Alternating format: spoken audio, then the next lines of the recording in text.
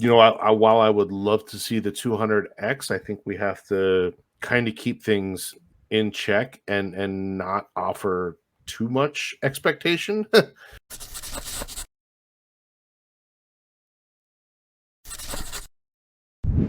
Yeah, in regards to the SEC thing, and not to hammer that like we do every single week, but I want to ask you this because I think that what people are going to realize the closer we get to this November 28th phone conference thing, and just as we move through the slow grinding of court proceedings, I think it's more nuanced than just like fight or settle. And I know like I'm even guilty of making thumbnails that literally say that on our channel because you want to make something that looks engaging and have a good conversation. But I think it's more nuanced than that. And I fully agree with what you just said that Freddie Quote said, that all these people, Richard wants to fight and win. And if he wins, it'll mean this and that. I think it does mean something for just like, sure. Yeah, the SEC needs to go away. But yeah, the people that hate Richard Hart are going to still hate Richard Hart. That's not going to change. Nope. No, not at all. And I don't give a shit either. I mean, I don't care if their opinion changes or not.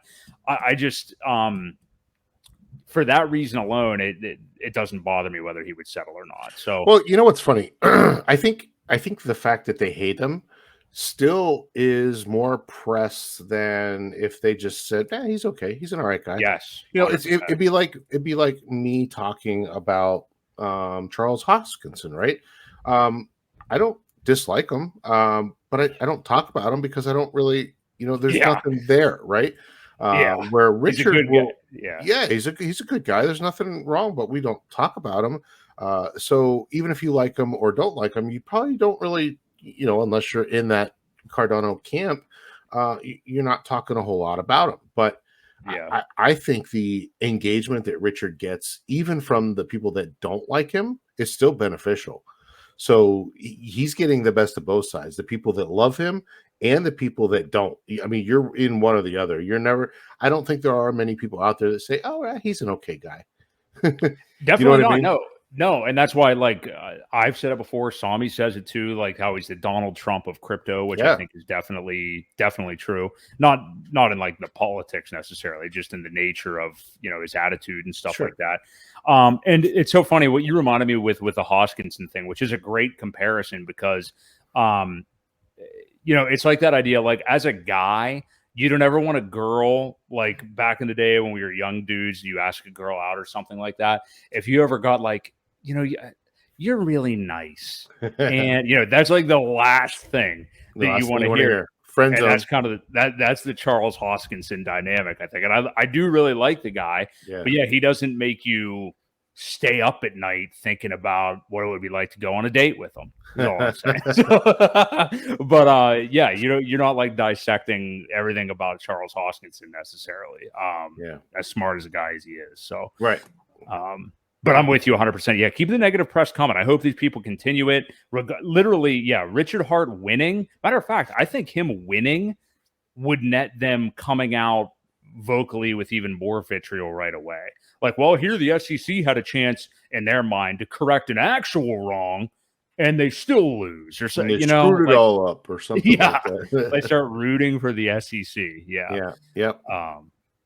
So I want to ask you this, Ewok. So talking about price, and let's actually look at the poll right now. So the top of the show, I asked everybody, I want to get a kind of, sentiment check. And at first it was a little bit more even. Now I'm kind of liking where it's going. So we said, where do you think the Pulse token will be, or what the top will be going into this bull market? And the majority of the four options, we're at 40% now, are saying just that 15 to 30x right now, which I think is kind of natural. I mean, it's your adjusted expectations with what we are seeing in the market right now and with what things have go, which I think you do have to adjust a little bit when you see price development. That's not to say like, oh, you change your mind or you go back and forth, whatever. If you see price development, you'd be stupid, I think, not to kind of change your perspective. But that is the majority. Then, oddly enough, right after that, we have the uber bullish over 200x still from the SAC rate at 25%. And then just the two middle ranges anywhere from 31 to 75x or 75 to 200x at 19%. So I guess I can ask these are ranges. So price calls, I agree with you, like we always say, are stupid, but these are ranges of X's. So I think this is a little bit more, I'm a little bit more interested in this discussion because this kind of gives you a real feel of what we may really be expecting for this cycle. But where would you land on this right now, Ewok? Because, this question, even a mere 6 weeks ago, probably gave us vastly different answers because that was before the July 31st complaint was filed. So what do you think? Yeah, I'm somewhere in the 15 to 75 range. So you're taking two categories. Okay. Yeah, I got to take two of them. I mean, I like the fact that, a fourth of the people said 200x plus. That's pretty awesome. But yeah, I don't know. I think 200x is wishful on the first cycle.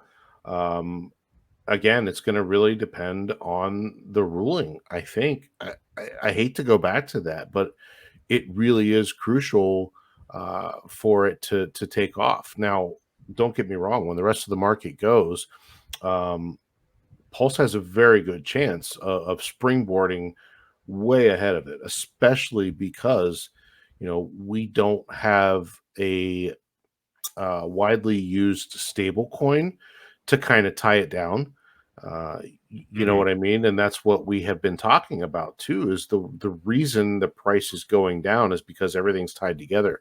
You've got Pulse, Pulse X, Hex, and incentive all tied together with liquidity. And especially when the incentive token is constantly being sold, you had all the Pulse X that was being sold. It just kind of drug everything down with it. Now, when that stuff gets bought up, it's going to take off and it's going to bring everything else with it. So, while I would love to see the 200x, I think we have to kind of keep things in check and not offer too much expectation.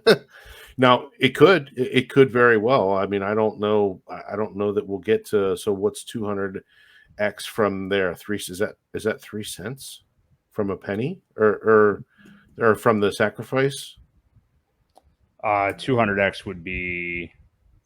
Would that be 2 cents? Or that'd be 2 cents. Yeah, 2 cents. Yeah. I mean, who knows? We could hit a penny. I mean, I could see it hitting a penny. That's only 100x, but could it double that? Well, once you get to a penny, what's another one?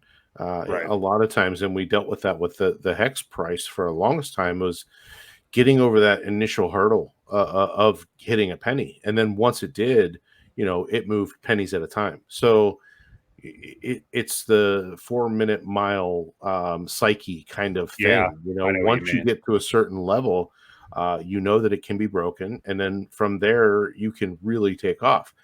It's getting past those psychological levels, though, that are quite important.